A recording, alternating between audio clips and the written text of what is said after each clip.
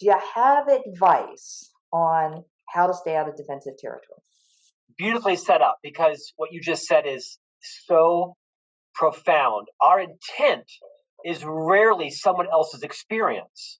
Right. Like right now, my intent is to show enthusiasm and energy, and I might be fatiguing someone because of the rate of my speech or the level of my voice. So, first and foremost, I think it's to understand that your intent may not always be someone else's experience.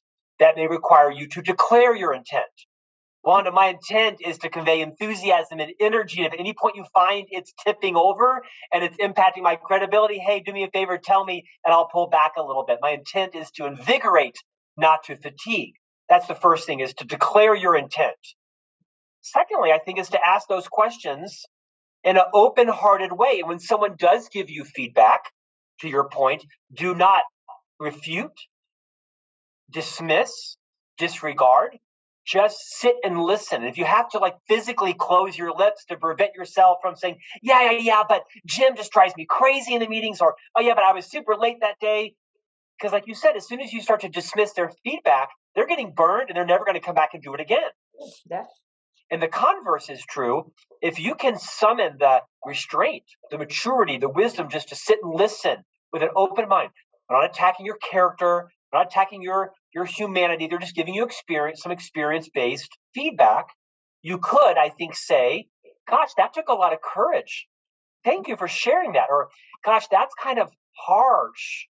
Thank you for saying it in a way that was a little genteel. I'm kind of wounded right now. Give me 5 seconds. I'll come around, or 10 seconds, or a day. I'll come around. Just, a little bit of levity can go a long way.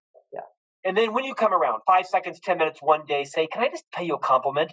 Thank you for caring enough about me to move outside of your comfort zone and share that courageous feedback. It's super helpful. I've digested it. Hey, can I ask you a couple of questions?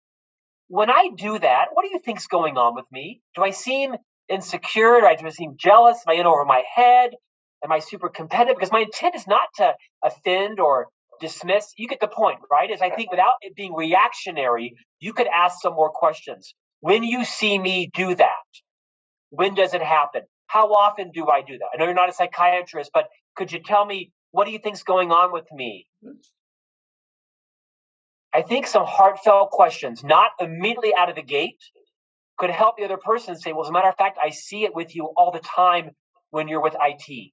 Or I always see it with you when you're with the team from the Japanese office. Or I get the sense that Tina really triggers you, and you always come to the meeting ready to fight with Tina, Scott, and maybe you should just give Tina a little more latitude, or recognize what your triggers are and don't fall into that trap all the time. I'm not trying to give advice on that, but to your point, I think it's important not to refute or dispute. Write down, ask questions, thank them for the gift they've given you, and say, hey, can I digest this and get over myself, and come back and ask you some more questions? Right. My gosh, everyone would say yes. What happens is then that person becomes your ambassador, because then when they are in your absence and someone is trash talking you, called gossip, every company's biggest cancer, that person, Wanda's going to say, gosh, you know what? That's interesting. I actually shared that feedback with Scott a couple of days ago.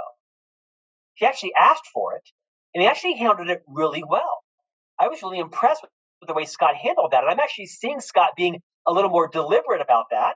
I think you ought to go tell Scott that. I think you'll be surprised at how well you get the point. And now these people become your ambassadors out there, because now you've actually asked for the feedback, received it, and ideally even acted upon it. Says easy, does hard, but this can be transformative for your brand personally and professionally.